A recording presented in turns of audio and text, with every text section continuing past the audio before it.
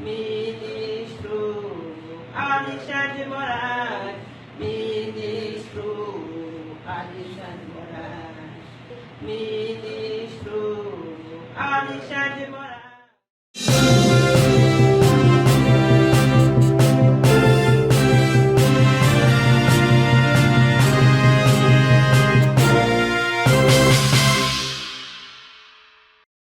7 de setembro de 2021, após as manifestações estrondosas da população brasileira, que ocuparam todos os principais centros do país, com milhões de pessoas, né, que a imprensa insiste em minimizar e não ouvir e acusar de várias bobagens, para defender Alexandre de Moraes, que persegue os que pensam diferente do que ele e de seus interesses, a imprensa marrom decidiu ou anda dizendo que as prisões políticas são responsabilidade do Procurador-Geral da República. É mais uma manipulação para justificar o arbítrio. Afinal, onde já se viu um sujeito ser conduzido por caguetagem?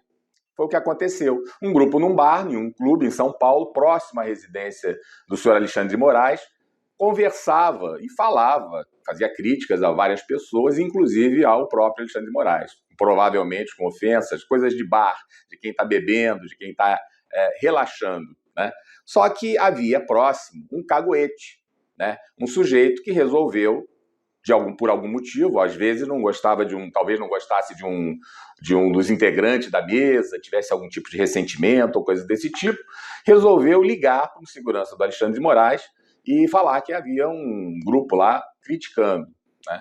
E aí recebeu a resposta. Aliás, parece, pelos relatos dos jornais, o segurança foi ao Clube Pinheiros, nesse local, e chamou a polícia militar, e conduziu uma das pessoas para a delegacia para prestar depoimento. Isso aí é um exemplo da prova da caguetagem. Amanhã você pode estar no seu quintal conversando com amigos, pode estar na sacada do teu apartamento, e um vizinho que não gosta de você faz esse tipo de intriga. Liga aí pro xerifão e diz: olha, estão falando mal aqui de vocês e tudo mais. E o cara vai ser conduzido, vai ter a casa invadida pela polícia, vai ter a vida comprometida e ser humilhado, né? Prova obtida por caguetagem. De onde saiu isso, senão dos calabouços das mais perversas ditaduras?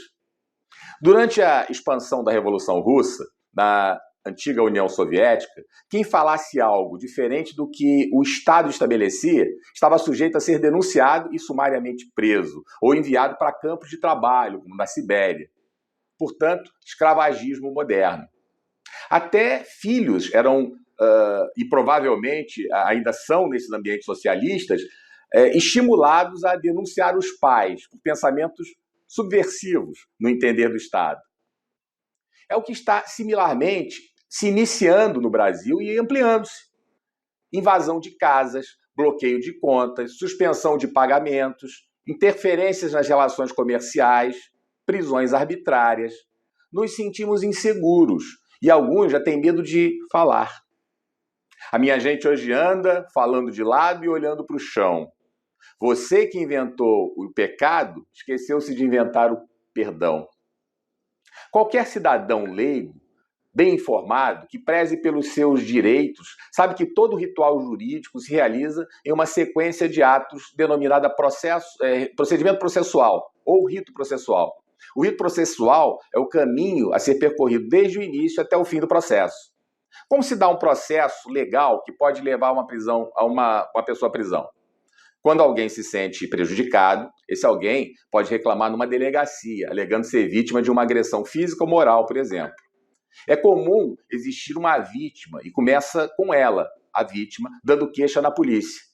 Aí já se inicia o problema nessas prisões supremamente arbitrárias, pois nos casos questionados, das prisões realizadas no Inquérito do Fim do Mundo, que muda de nome, mas continua sendo o mesmo, a vítima é o mesmo sujeito que vai julgar a queixa e estabelecer a sentença como juiz ali na frente, o senhor ministro Alexandre de Moraes.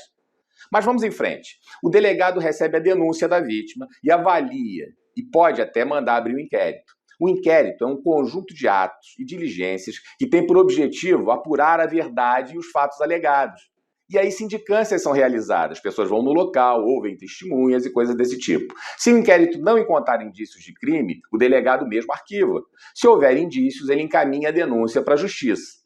Aí temos uma segunda ilegalidade que vem acontecendo nesses processos lá do Supremo.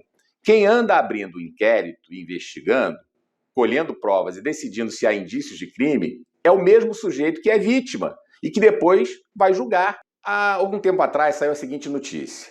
O ministro Alexandre de Moraes determinou que o STF, em 24 de abril de 2020, a manutenção dos delegados que atuavam e ainda atuam nos inquéritos da Corte, para evitar que a troca do diretor da Polícia Federal, vocês lembram que ele proibiu a assunção do Ramagem, mas depois o Bolsonaro substituiu por outro, mas ele encaminhou um ofício determinando que os policiais, os delegados da Polícia Federal que o atendiam, continuassem e permanecessem na investigação. Ou seja, o ministro Alexandre de Moraes tem a polícia dele, absurdamente inconstitucional e típico de regime de repressão.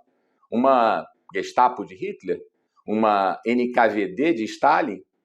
Bom, continuando. A Procuradoria-Geral da República tem o papel de propor ações junto a tribunais superiores. O PGR não julga, nem prende, como a imprensa anda tentando impor em sua narrativa. Por outro lado, várias prisões foram decretadas sem parecer da PGR, do Procurador-Geral da República. Mais recentemente, Alexandre de Moraes tem encaminhado para a Procuradoria. Mas isso não muda em nada o caráter ilegal e arbitrário do processo. Alexandre de Moraes mandou arquivar o inquérito dos atos antidemocráticos, atendendo à sugestão da Procuradoria-Geral da República. Vocês veem como a Procuradoria-Geral da República ela tem esse tipo de atuação. Ela não tem uma ação operacional, né? Isso depois de prender, de mandar invadir residências e submeter a humilhantes conduções coercitivas. Porém, decidiu abrir uma nova investigação para continuar apurando a existência de uma organização criminosa, na visão dele. Uma organização criminosa digital montada com a finalidade nítida de atentar contra a democracia e o Estado de Direito, segundo ele, o que está servindo para a continuidade do abuso de autoridade. Temos ainda nesse miolo a ampla e restrita garantia de defesa, e isso também está sendo desrespeitado. O Supremo Xerife põe um inquérito sob sigilo e não permite o acesso de advogados à totalidade dele. Portanto, a mídia manipuladora e fabricante de mentiras, de fake news, como quiserem chamar, ou outro tipo de nome queiram dar, precisa ter vergonha na cara. Seus comentaristas, âncoras, têm que ter um pouquinho de vergonha na cara. Nunca se viu tanto cinismo. Vocês dessa mídia porca, suja e a serviço de um tipo de coisa que não é boa para o país e nem tem nada de democrática, andam cada vez menos com credibilidade e prestando desserviços ao país. Para finalizar, alguns homens públicos se tornaram odiosos e repugnantes. Alguns indivíduos se sentem como deuses, mas não passam de cínicos.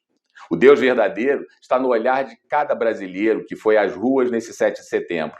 O Deus verdadeiro está comandando seu exército por todo o Brasil. Ele nos guia, ele nos conduz. E é dele que emana a verdadeira justiça. Obrigado, fiquem com Deus.